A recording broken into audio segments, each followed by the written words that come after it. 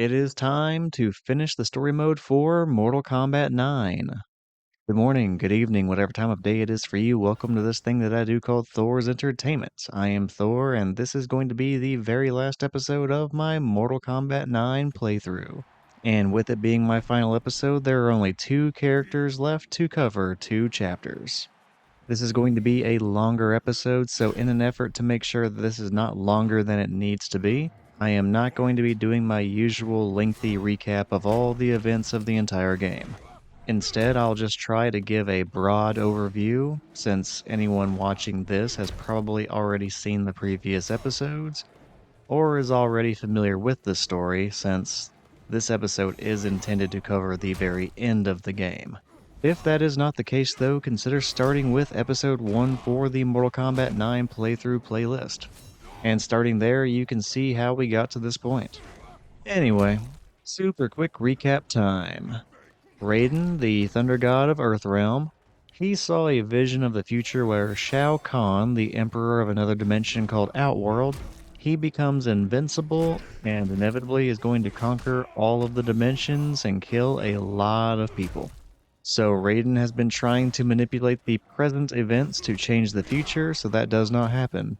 But Raiden does not have enough information to really work with in order to ensure that future does not occur. His only clue to stopping that apocalyptic future is a quote, and the quote says, "He must win." But there is really no hint at who he is. Everything Raiden has tried up to this point has not worked to change the future. Now everyone on the Earthrealm team is basically ready for a last stand against Shao Khan, and against his forces who are invading Earthrealm. Shao Khan can basically do this without any sort of a deity level interference. The only thing he cannot do is merge 2 realms together into 1 realm. There are special Mortal Kombat tournament requirements in order to do that merger, and Shao Khan has not met those requirements. So, as long as he just invades and does not merge, the Elder Gods really don't care. Shao Kahn is just going to go ahead and settle for ruling 2 dimensions at this point, which is a smart move. Shao Kahn has a sorcerer named Quan Chi, and Quan Chi is making a supernatural weapon of mass destruction, and that weapon should ensure the Outworld victory in this invasion. The weapon and threat to the Earth defense is a Soul Tornado. A Soulnado. I believe that weapon is intended to rip the souls of nearby lifeforms from their bodies. And this Soulnado is big enough to do that on a very large scale.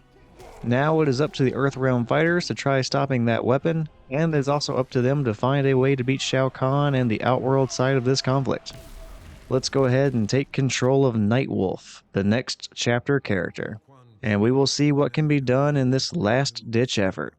Nor should he have enhanced his power to defeat Shao Kahn. Ratna sumbring knatharg, ota shendura.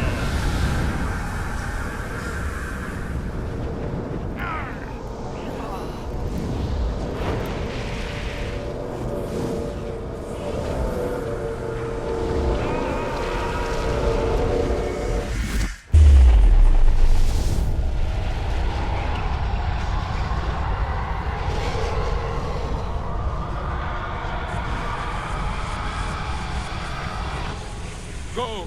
Your soul is not safe! Earthrealm's fate is sealed, Nightwolf. Not yet! We fight until the end! Round 1.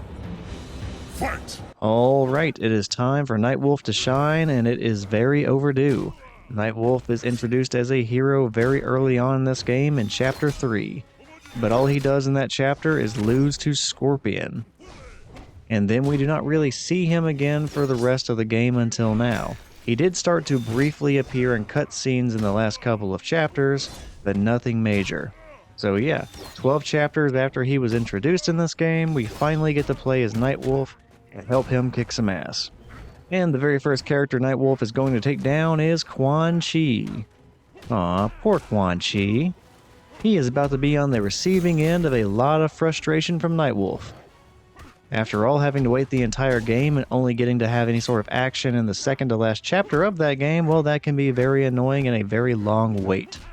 And I do not think that Nightwolf is feeling particularly charitable after being on the sideline for so long. I think the closest comparable character to Nightwing in regards to having to wait forever to get any sort of wins and any sort of major plot contribution, well, that was Kung Lao. And Kung Lao was also just stuck waiting around most of the game to do anything important after he was also beat by Scorpion in Chapter 3. And then Kung Lao got a bunch of impressive wins and then unceremoniously was killed by Shao Khan. Nightwolf had to wait even longer though for his big push. And now he's also going to get a bunch of impressive wins. Hopefully things end a bit better for him though. And I definitely accidentally said Nightwing instead of Nightwolf a little bit earlier in this fight. I'm not sure exactly where that came from. Maybe I just got a little bit tongue-tied. Maybe I was thinking about the Batman Arkham Knight playthrough that I did before I started playing Mortal Kombat 9. Or maybe I found myself just thinking about Injustice, which is another game I want to play for one of the playthroughs I do for this channel. Or maybe I'm just really tired and not thinking straight. Anyway. I just thought that was kind of funny. I didn't catch that until I started listening to some of the things I had already recorded for dialogue, and I thought that was pretty funny. Anyway, enough about my little mistake as far as switching up Nightwing and Nightwolf. Let's go ahead and focus on the fight that we are nearly done with. We have been fighting against Quan Chi, who is the one who was setting up the Soulnado in the background, alongside his little henchman, Noob Saibot. And it looks like we're going to end up winning this fight, so yay, Earthrealm team. After Nightwolf wins, we'll go ahead and get Quan Chi back to the Netherrealm, but we also kind of need to figure out what the off switch is for the Soulnado. What little incantation might make this thing go away, because right now, even if we do beat Quan Chi, it seems like that's going to be a pretty big problem if we just leave it alone. Your time is over.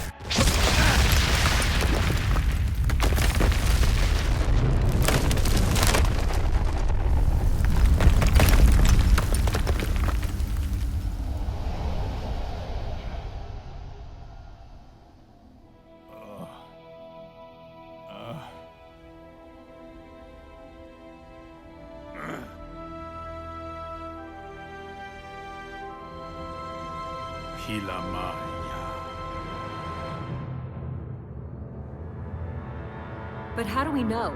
Raiden could be having visions of possible futures, not the future. Sonya's right. Was I supposed to have my arms replaced with these, or was it caused by interfering with the timeline? My head hurts just thinking about it.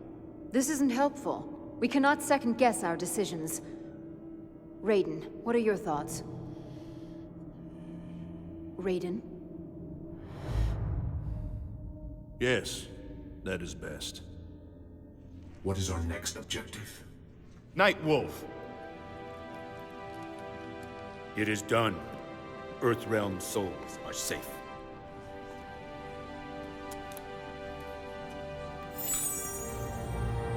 No! How is it not enough? I must speak with the Elder Gods. Shao Kahn's violation must be punished. But the battle is joined here, in Earthrealm. We cannot win without the Elder Gods. But Master... Liu Kang, close as a shadow. Nightwolf, you will lead until we return. As you wish, shaokhan. Well, now what? Standing around here won't do us any good. Wait. The Lin Kuei, they surround us.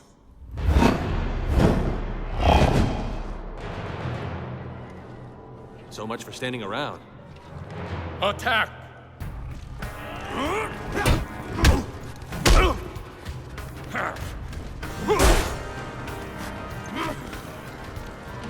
My speed and skill are beyond yours. Round 1. Fight! Alright, we have started the sequence of this game where everyone gets ambushed by the Lin Kuei. Which this is where the ending events of the game really start snowballing badly out of control for the protagonist team. And here we have another fight against the tragic Cyrax character, who, like Sub-Zero, was forced into being a cyborg against his will.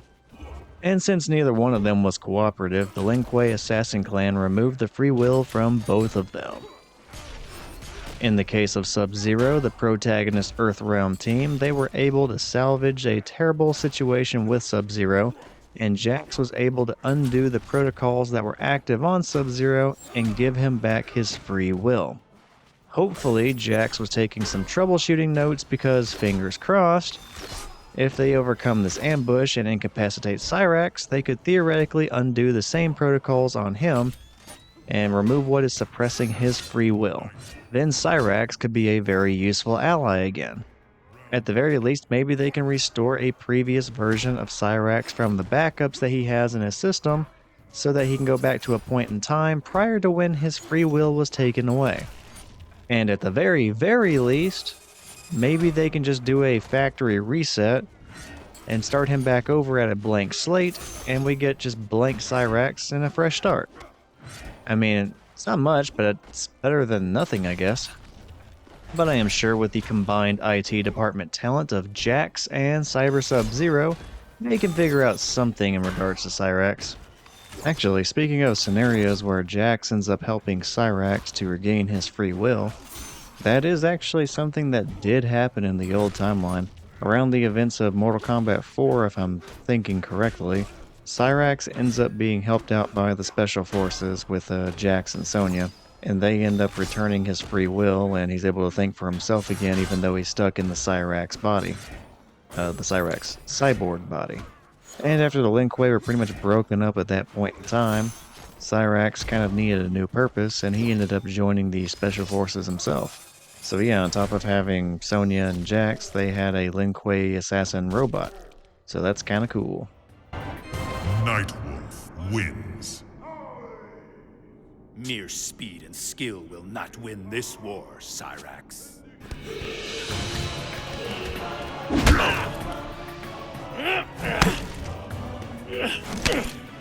You awake slowly. Now do you understand the power of the Grandmaster's vision? You are no match for the power of the spirits. Round 1. Fight! It is always kind of weird seeing a character lose to another character that they won against earlier in the game. Smoke has had this treatment twice to my knowledge. Earlier in the game, Smoke single-handedly beat Kitana, and then later lost to her despite having the help of Johnny Cage. Also for Smoke, in the cutscene a moment ago, we saw him getting decimated by Sector. But Smoke also fought Sector and won against him earlier in the game. And when he did so, it seemingly happened without much trouble considering Smoke had beaten 4 people prior to fighting Sector. So he was probably a bit tired and hurting by the time that fight occurred. And he still won against Sector. So you would think here, with him being completely refreshed, he would have no problem beating Sector again. But the plot dictated that Smoke was just going to completely suck after you stopped using him. That's alright though, Nightwolf is here to save the day.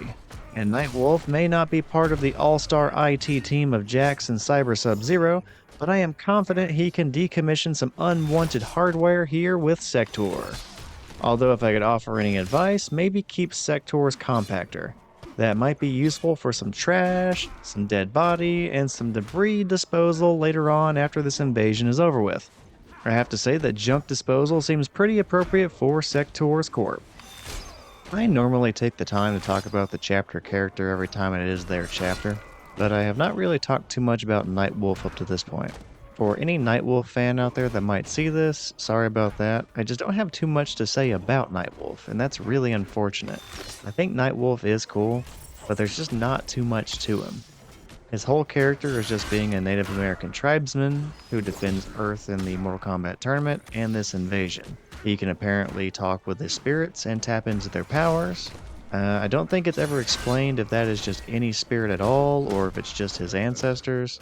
And that right there, that's why I have not been talking about Nightwolf all that much. I'm pretty much just guessing because there's just not a lot of major events involving Nightwolf. There's not much definitive information about him. We never learn about his past, and how perhaps he got into his position within his tribe, or why exactly he was the one that was selected to be the defender of Earth for his tribe. We never meet anyone else from that group. We don't learn about any of his relationships with anyone else, or perhaps the politics of his society. We also never learn about any actual goal of his. His whole character is just, I talk to the spirits and I protect the world. That is it. And that's unfortunate. I would like to be able to say more about Nightwolf, but there's just nothing there. We got to see the turmoil with the Lin Kuei, we got to see the Shiro Ryu get killed off in a flashback, we got to see the Shaolin monks at the Wuxi Academy and we learned about their traditions, and just other characters and their factions get plenty of time to get highlighted and you get to meet their representatives, and it makes them more interesting. Perhaps even you can be saved.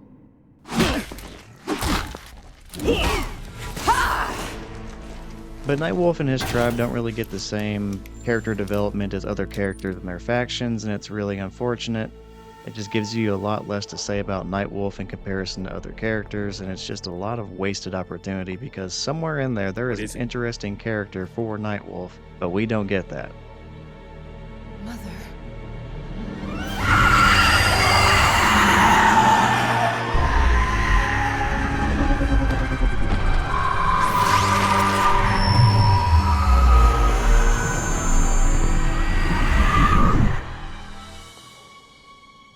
Come forward if you dare! I will finish what the Lin Kuei could not!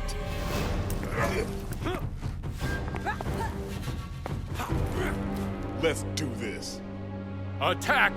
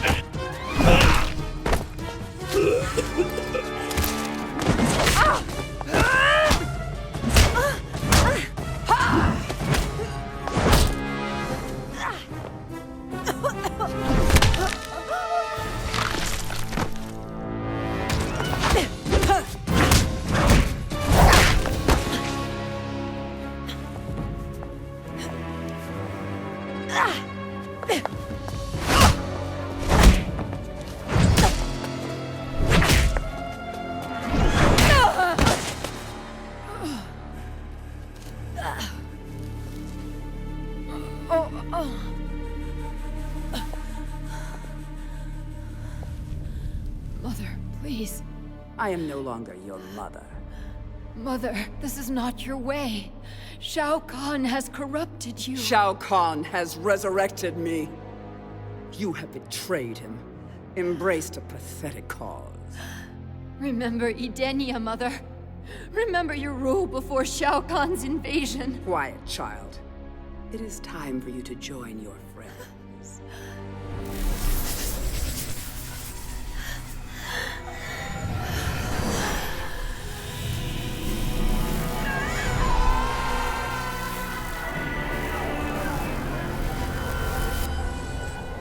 Monster! Still alive? No matter. Soon you will reunite with your ancestors. Round 1, fight! Now that was the scene that caused Mortal Kombat fans to lose their minds about 10 years ago. The number of characters that die in this game is pretty low up to this point, which is a really surprising fact about this game when you consider that it's based on a franchise that focuses on fights to the death.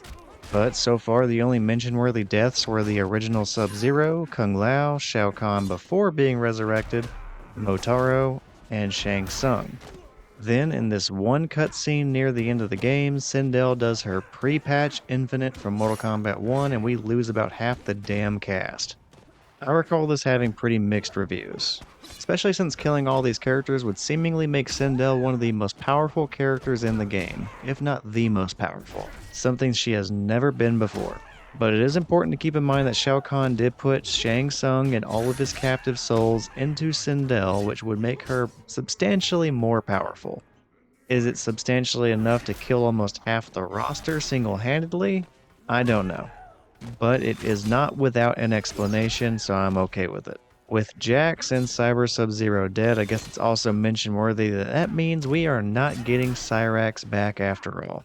At this point, I think all that we have left from the cutscene is Nightwolf, Sonya, Johnny Cage, and Kitana.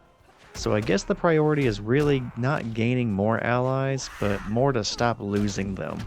Oh, and continuing my point about Nightwing not having a whole lot of mention-worthy character traits. I suppose it is worth mentioning that he was a DLC character in Mortal Kombat 11, but full disclosure, I have not played the Aftermath DLC yet. I will whenever I get to Mortal Kombat 11, but I have never done that before.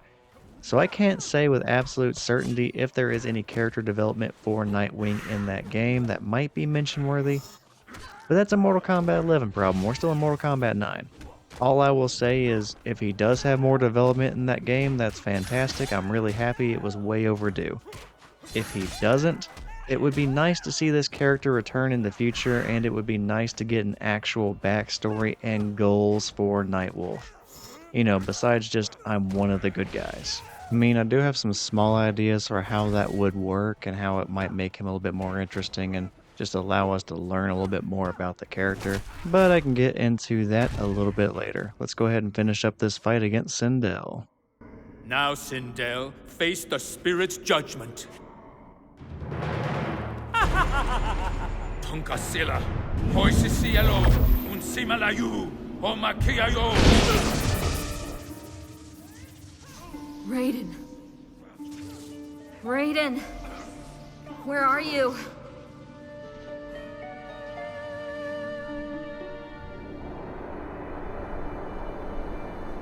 Elder gods, I beseech you, Earthrealm is in danger.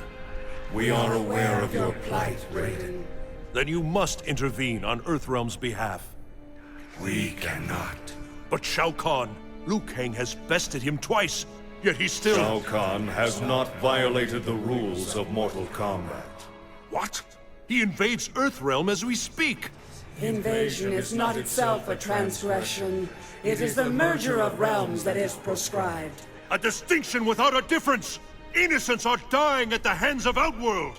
It is regrettable, but the Mortal Kombat tournaments are not intended to prevent certain outcomes. They are intended only to maintain balance among the realms. Please, you must. We have spoken.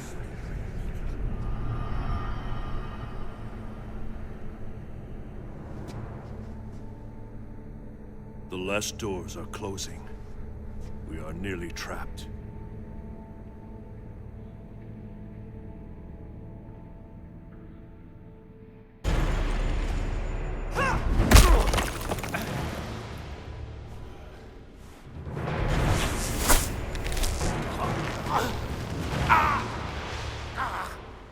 Victory is mine, Shaman.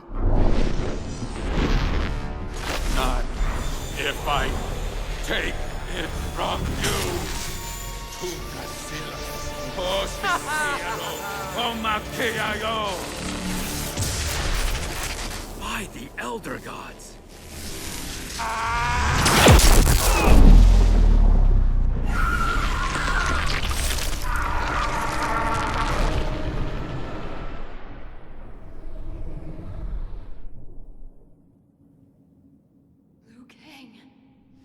Kitana! Liu Kang. You were right. I wish we had met under different circumstances. Kitana!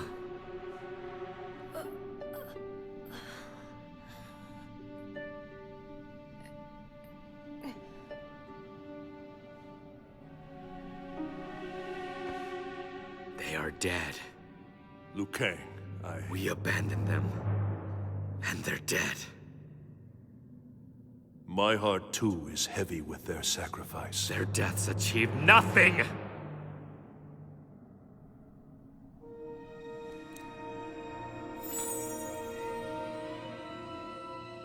What is next, Raiden? Tell me the future! How do we honor their sacrifice? I climbed to heaven. Now I must plunge into the depths. I will go to Quan Chi, ally our realm with his against the forces of Outworld. What? Grovel before Quan Chi? What will he demand? What price will be paid? Would any price be too high to save Earthrealm? I had prayed it not true. But you have gone mad, Raiden. Your visions, they are nothing. Delusions of an addled mind. Liu Kang, please.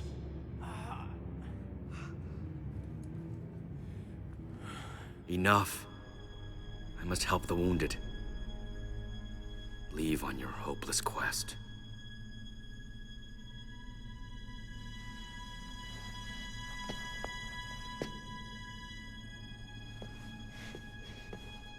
May the Elder Gods protect you.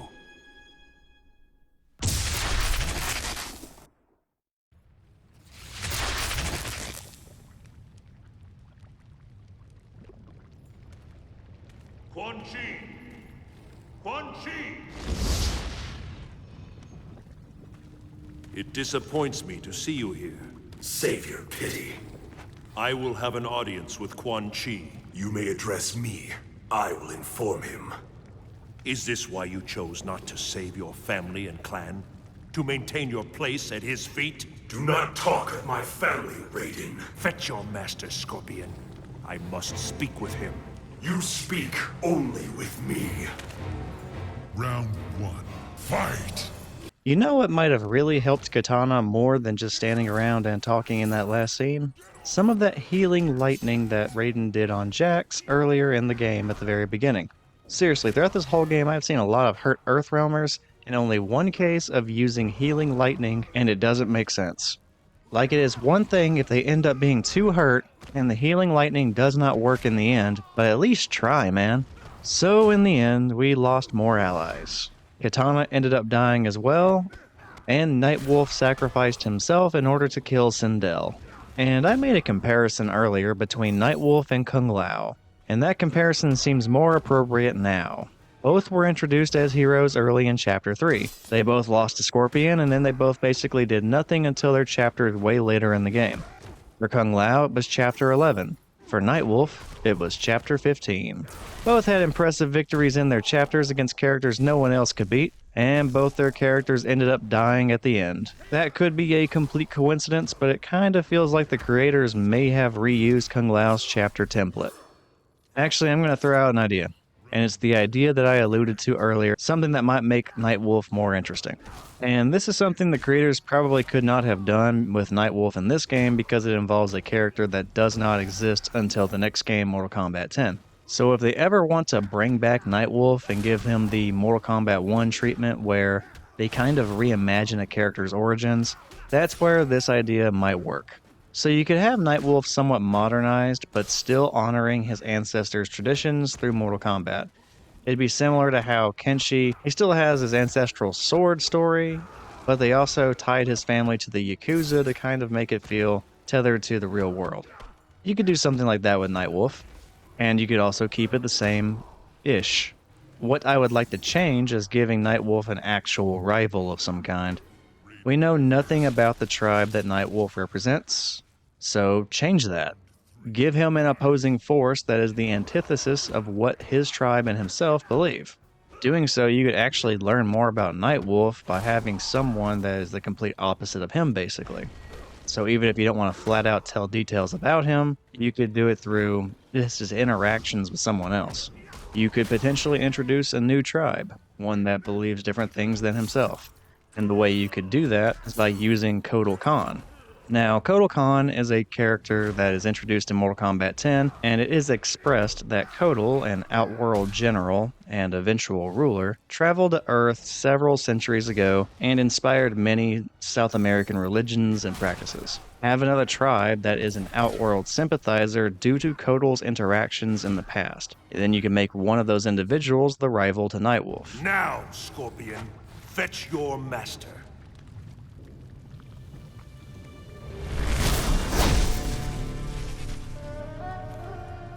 You seek an audience. I seek cooperation between Earthrealm and the Netherrealm. Losing the battle, are you? We will prevail, but with the Netherrealm fighting at our side. You lie poorly, Raiden. Earthrealm's defenses are overwhelmed. You have mere hours. Name your terms. What do you offer? I offer the souls of Earthrealm warriors who die in this conflict. They would agree. You are a cavalier with other men's souls. Not just others! I offer my own soul as well. If I die, you will have it. How noble, Raiden. Yet utterly pointless. No!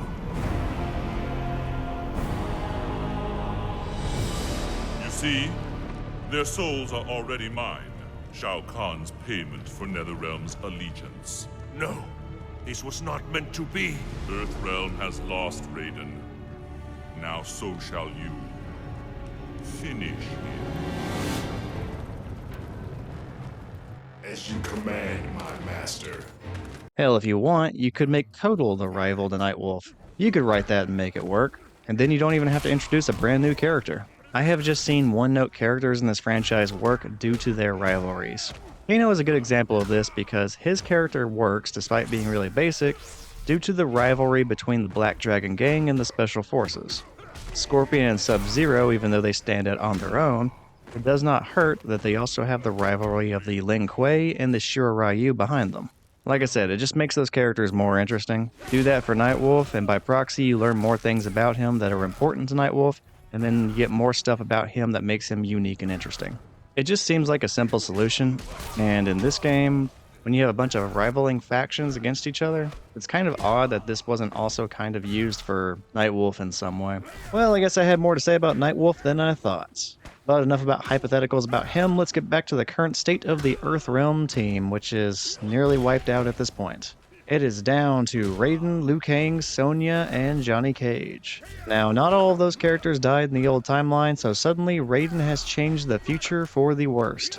And they are running out of time, options, and fighters much more quickly than they did before. The pressure is truly on, and Raiden got desperate enough to seek out Quan Chi and try to convince him to change sides and bring the forces of the Netherrealm, you know, Mortal Kombat Hell, to fight on behalf of the Earthrealm side. For incentive, Raiden even offered up the souls of the deceased fighters for the Earthrealm side. But Quan Chi was just like, nah, I'm good. I'm just gonna go ahead and collect the souls of the deceased fighters on both sides of this conflict. I really don't need your permission. And I'm going to turn them into revenant versions of themselves to fight for me. And now they are the most negative reflections of their former selves. And they follow Quan Chi's orders, which for right now are to kill Raiden. So yeah, they are all basically just like Scorpion and Noob Saibot, except they do not have the free will and are not the stronger versions of their former selves that Scorpion and Noob became. Raiden wins. May the Elder Gods watch over you. The Elder Gods cannot help them. Their souls are mine. Kitana, Nightwolf, Kung Lao. You sealed our fate in this place, Thunder God. You have condemned us all. You could make the argument that the Revenants are actually weaker versions of their older selves, and with their win-to-loss ratio that you see over the next few games, that theory gets kind of backed up. So Quan Chi definitely had a different process and method for making these guys. And while we are on the topic of the Revenants, let's go ahead and talk about these fights that I am going through right now.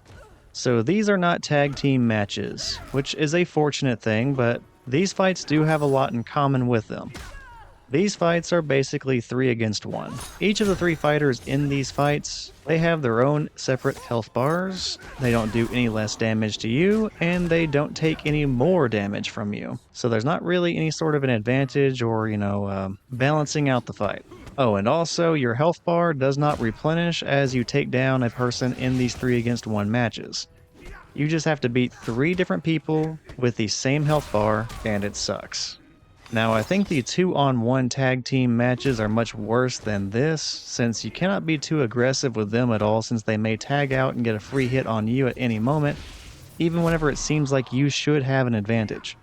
But yeah, these 2 different fights, they are very comparable, and I am glad Raiden's chapter is the only time that we get 3 against 1 fights. I also have not brought this up in these recordings before, but the hardware I am using is not the greatest. The old Xbox 360 itself is fine, but I only have 2 controllers left for that system, and they both create problems in these fights. And there's not really a better option between the 2 controllers to use for Raiden. This is a bit of foreshadowing for the final fight of the game more than anything else. Like, the controller issue was sometimes a problem in these early Raiden fights, but it is absolutely terrible in the final fight of the game. And to be more specific, one of my controllers, the up button sometimes jams, so if you jump, or if you use Raiden's teleport, Raiden sometimes just gets stuck jumping continuously. The other controller's A button only selectively works, so anytime you want to do a combo with that button, sometimes it just doesn't do anything. And that really sucks for Raiden because that teleport becomes super important later, and my preferred combo uses the A button twice. So difficult fights are made much harder because of the terrible old controllers that I have. Quan Chi. Shao Khan's victory is nearly complete. Soon he will arrive in Earthrealm. No! The Elder Gods cannot allow it! The Elder Gods are toothless. Your world is near destruction, yet they do not act. They must! Only through Mortal Kombat may Shao Khan merge the realms, lest he face the judgment of the Elder Gods. Lest he face the judgment of the Elder Gods. He must win. It is you who face judgment, Raiden. Thank you, Quan Chi. I now know what must be done.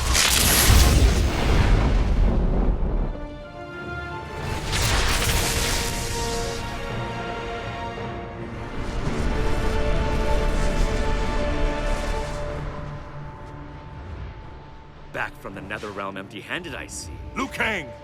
Liu Kang, I now realize what we must do. We must allow Shao Kahn to merge the realms. That is insane. The Elder Gods forbid it without victory in Mortal Kombat. When he does, the Elder Gods' fury will fall upon him. Defeating Shao Kahn before the merge is but temporary. He will return, bringing Armageddon. I have foreseen it. Enough, Raiden!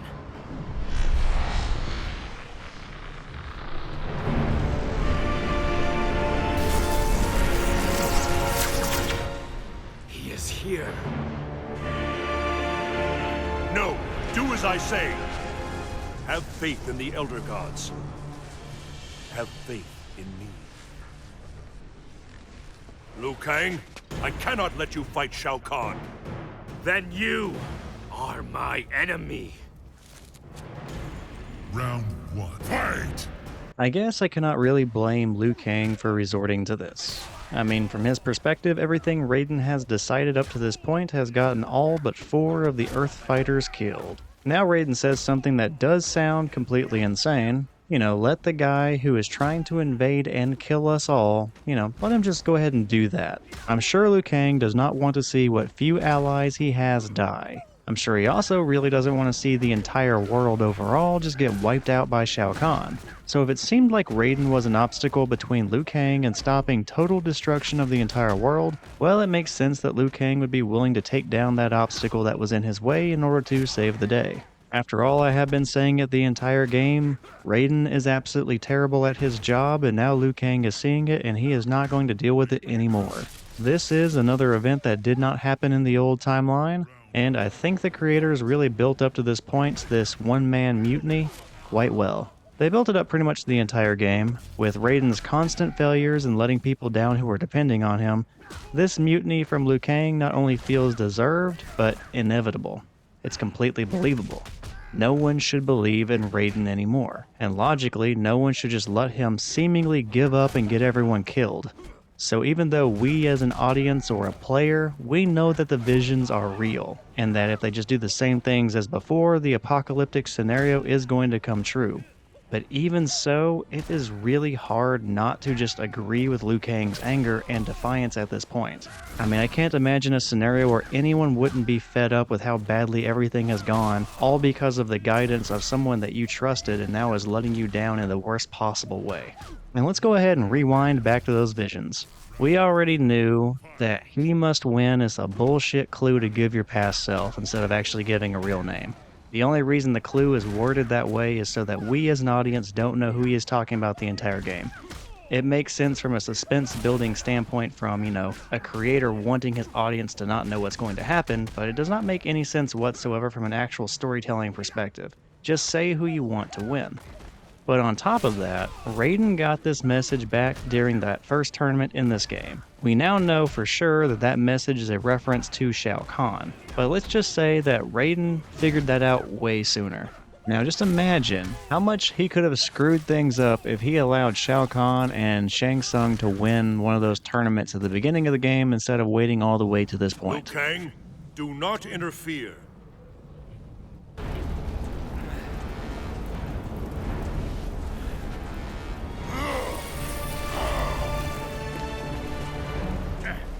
Liu Kang, stop! Liu Kang! Raiden! No! Enough of your madness! If you must die, so be it! By the gods, no!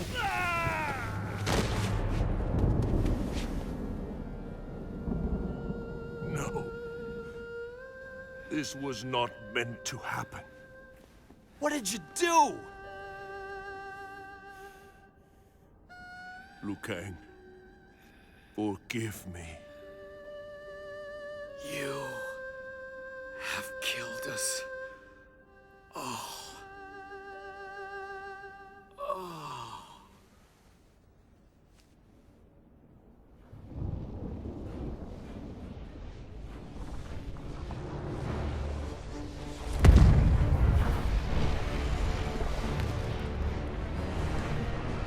Come on, it's up to us.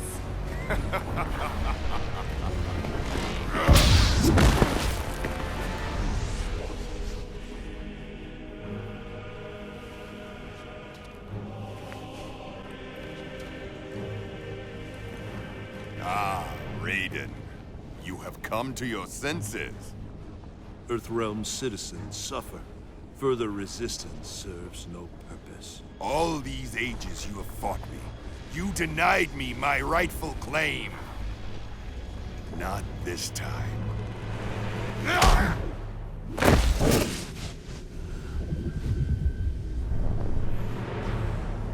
The Elder Gods fear me now. Their pathetic Mortal Kombat shackles me no longer.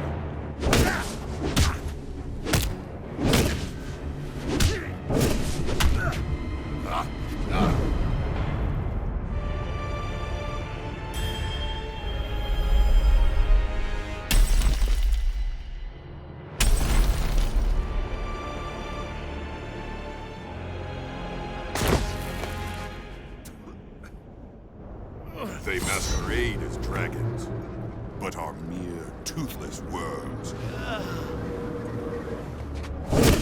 I know you can feel it. It is the end of all things. Elder Gods, where are you? Why do you forsake me? Your time has passed.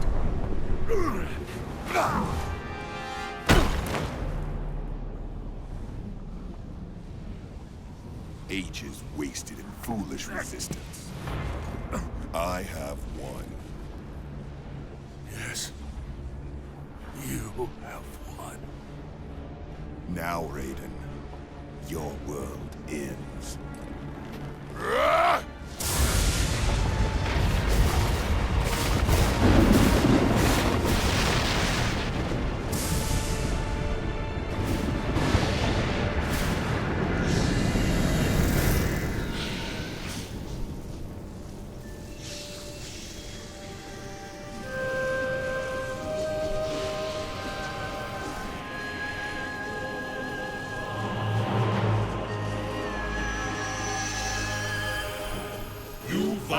our will, Shao Khan. You merge realms without victory in Mortal Kombat. Our penalty is clear.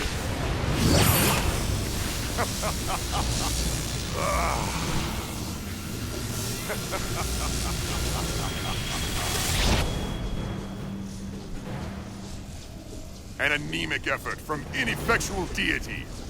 Today, I become the Elder God! Round 1. Fight! What if he just let Shang Tsung win that tournament thinking that's what the message was about? Or what if Raiden just let Shao Kahn win the second tournament thinking that's what the message was about? In either of those scenarios, he must win. It just screws everyone over more. Technically, that is who must win, just not the right time. So if Raiden had figured this out any sooner than he did here, it would have guaranteed that Earth was going to be conquered and destroyed and, we'll go ahead and continue to file these things under Raiden is bad at his job. Speaking of Raiden being bad at his job, we have lost yet another Earthrealm fighter in Liu Kang. And that happened because Raiden inadvertently used his lightning and it pushed back the flames of Liu Kang, and then he's both electrocuted and fried all at the same time by the fire and the electricity. That was a pretty powerful scene whenever I saw it for the first time because you just don't really see it coming. You kind of just get used to Liu Kang always saving the day. Seeing that for the first time really solidified that Raiden was just fucking up. I mean, that was already evident, but how do you fuck up so hard that even the Chosen One dies? And then I thought about something else. You know what might have been useful in that last cutscene? Some healing lightning. Raiden could have saved Liu Kang for sure. I mean, yeah, he probably still would have had some burn scarring, but I'm sure it would have done at least a little bit, maybe done just enough to save his life. I just don't understand how he would forget that he has that ability in these extremely dire situations. I guess all these visions of the future, maybe they just removed Raiden's memories to include the memories he had of him having that power. And now he just doesn't even remember that he can do it. I mean, just what was the point of introducing that power at the beginning of the game if you were never going to use it again, especially in these situations where you could have needed it the most? It's just the most random throwaway thing by the writers or the creators, whoever came up with that idea. Anyway, I have beat that dead horse way too much in this series. Let's go ahead and talk about Shao Khan. So Shao Khan is 100% an iconic Mortal Kombat villain and is very important to the franchise. There is no denying that. I have to say though, he is kind of an idiot in this game specifically.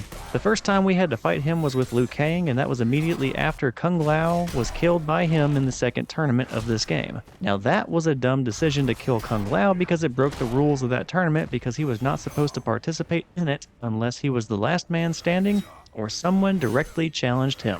And even if I am wrong about that, I am pretty sure just killing someone with their back turned instead of officially challenging them is cheating and disqualification on its own. So Shao Kahn technically lost that tournament for Outworld in that moment. Now in this scenario, before fighting Raiden, Shao Kahn had won. He fucking won. He was going to conquer the Earth and the Elder Gods did not care. He just had to rule over two separate realms. But he just could not help himself though. He had to do the only thing he was not allowed to do, and that was initiate the merging of the realms. So then of course the Elder Gods finally intervened and did something. Just what the fuck, man? Take the damn win. But no, Shao Kahn apparently just hates himself or hates the idea of him being successful, and then the Emperor decided to just say fuck it, I'm just gonna go ahead and merge them together anyway. And now Raiden has the Elder God power up to stop Shao Kahn. So yeah, Shao Kahn, 100% an iconic villain. The franchise would not be the same without him. But the guy is a fucking idiot.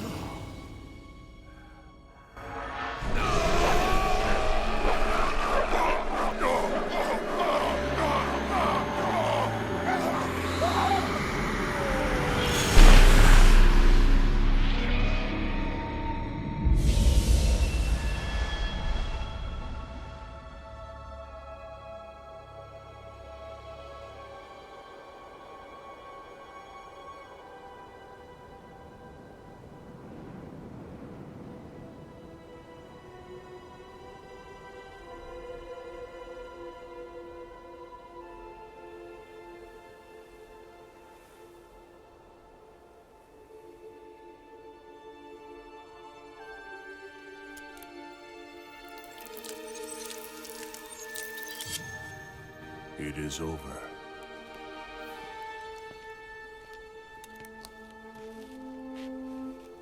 But only at the gravest of costs.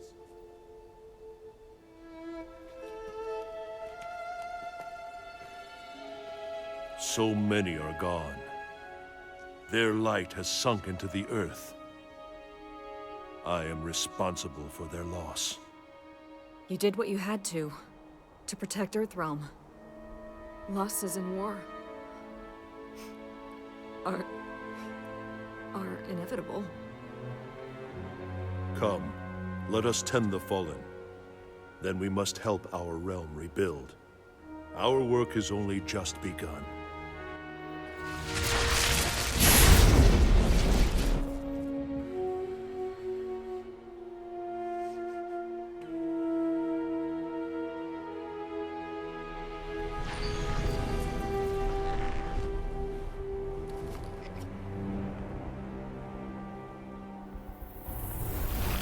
Your plan worked to perfection, Lord Shinnok. Shao Khan was blinded by rage. How easily he was convinced that the Elder Gods would ignore his merging the realms. Yet the Thunder God still lives. No matter. Neither Earthrealm nor Outworld can now withstand the Netherrealm's onslaught. It is time. Soon I will be free. Earthrealm and Outworld will be ours. So, to beat Shao Khan with Raiden, I would keep my distance as much as I could. I would wait for either Shao Kahn's javelin throw or his hammer throw, preferably his hammer. Then I would teleport behind Shao Khan, do a 3-3-4 combo, and then I would end it with Raiden's little Superman fly attack. The hammer is better because Shao Kahn takes longer to recover from it, and he rarely recovers in time to actually block. The javelin throw has a faster recovery, and if you are not very quick about that teleport, he can block your attack and punish you, or just armor through your attack and hit you back. By far the best scenario is when he taunts you. Whenever he taunts you, you have plenty of time to teleport behind him and then land that combo. So something that makes that fight suck way more for me than it should is that I do not have a good Xbox 360 controller anymore, because, you know, I don't play the Xbox 360 anymore. We are several generations away from that console, and yeah, what I had was stored away for years, and neither of them have fared very well. I could use the controller with the bad A button, and every time I teleport, I have a very strong chance of not doing the combo because of it, or I could use the other controller with the bad up button and risk Raiden going into a jumping frenzy at random whenever I teleported. I went with the bad up button because it did not stick every single time, and the A button on the other controller was way more fucked up and did not work more frequently in comparison. Anyway, enough about my behind-the-scenes struggles. This has been Mortal Kombat 9. To prevent the apocalyptic future from happening, Raiden managed to interpret the message from his future self at the last possible minute. But that last-minute discovery came with a pretty gigantic cost. Pretty much all of the Earthrealm fighters are dead except for Raiden, Johnny Cage, and Sonya Blade. But Raiden did change the future. There will not be an invincible Shao Kahn at the Battle of Armageddon. And now we just have to wait until the events of Mortal Kombat 10 to see if those sacrifices truly were worth it. This success also came at what would have been the end of the events of Mortal Kombat 3. So with the future being changed, the events of Mortal Kombat 4, Mortal Kombat Deadly Alliance, Mortal Kombat Deception, and Mortal Kombat Armageddon, well, those events are undone, or at the very least will change. I was excited to see where it was going. The one certainty we had was that we were going to get Shinnok and Quan Chi back as the central antagonists for Mortal Kombat 10. And that kind of mirrors what happened in the events of Mortal Kombat 4, so that little detail is not so different. But how it was going to play out was inevitably going to be very different, because it was Liu Kang that beat Shinnok before, but Liu Kang is dead now. So there was no telling how they were going to go about beating Shinnok. So stay tuned for my playthrough of Mortal Kombat 10. Then we're going to get to see all that uncharted territory, and there's plenty to look forward to. So how was it playing Mortal Kombat 9 again? I would say I had a pretty great time playing it. Looking at it from the perspective of how it was in comparison to the old Mortal Kombat games that came before it and other fighting games around that time, this one was pretty fantastic, especially story-wise. The story mode was much better than anything else that was going on in fighting games at the time, at least in my opinion. Compared to all the Mortal Kombat games that came before it, 9 has by far the best story mode. Now the roster for 9 is also fantastic, which it would be very hard to screw that up when you're taking all the iconic characters from the original 3 games and slapping them into one. Now there are characters that don't really do anything, but with so many big names being back in the picture, it was hard not to enjoy them. They even throw Quan Chi into the events even though he was not part of them before. There's also the ladder mode in the challenge tower, so there's some things that are great about this game that I haven't even touched on in these recordings. Now those are the positives from me looking at this from the perspective of it being limited to other games of its time and those that came before it. Comparing it to the games of today, it is still really fun, but it has some very clear faults. I'll say going back and forth between the new Mortal Kombat 1 and Mortal Kombat 9 made Mortal Kombat 9 feel very clunky in comparison. Character designs, especially on the women like Mileena, can be a bit awkward. No, not a bit. It can be awkward as hell at times. And it makes me feel like I'm playing Dead or Alive instead of Mortal Kombat, which is not a good thing. And as much as I like the story of Mortal Kombat 9, it also has a good amount of flaws. Don't get me wrong, it is still really good, especially for a fighting game. But it is flawed and it has its fair share of plot holes that just never really get addressed. I mean, it's a bit of a mess. It is a very fun mess, mind you, but it is still a mess. I don't mind it too much, especially when you consider what they were working with. Like I have mentioned a few times throughout these episodes, the original 3 Mortal Kombat games did not really have a story. What we had was a random collection of arcade ladder endings from the old games that were a bit unclear if they were actually canon or non-canon. So I feel like the creators had to stitch together a bunch of stuff that contradicted each other and just didn't really make a whole lot of sense to begin with. So when you look at it like that, the story was never going to be perfect. I think we basically ended up with a puzzle with missing pieces. You could still put it together, and you would mostly have the whole picture, but with a few holes in that picture. You can see what they were going for, but some parts of it just are missing and don't make any sense. Now that's not necessarily a bad thing when you consider they were working with 2 decades worth of games that did not even have a story mode until the 5th game in the series. So I'm not going to fault them for that too much, mostly because they have done a lot in order to make that story make sense since Mortal Kombat 9. Let's see, gameplay-wise, there are a few things I'm going to go ahead and poke at a little bit. The 2-on-1 fights and the Shao Khan fight can be cheap as hell. And even though I'm poking at that a bit, I'm not going to fault the creators for that one either, because I think they were intended to feel unfair. They were supposed to be unnecessarily difficult and truly feel like boss battles, and they did. I still think Mortal Kombat 9 is good. I still think it's fun to play. I think time has made its flaws a bit more obvious, but those flaws did not ruin the game by any means. If you ever feel nostalgic and feel like picking it up, I encourage you to do so. You will probably enjoy yourself just like I did. Well, I have ranted on long enough. I just wanted to make sure I stayed talking long enough for the credits to roll. I always like to make sure that the creators of the games, well, their names show up at the very end because they deserve the credit for all the hard work that they put into these things and, allowing me the opportunity to enjoy their work. But we are nearing the end, so that is going to be it for this playthrough of Mortal Kombat 9.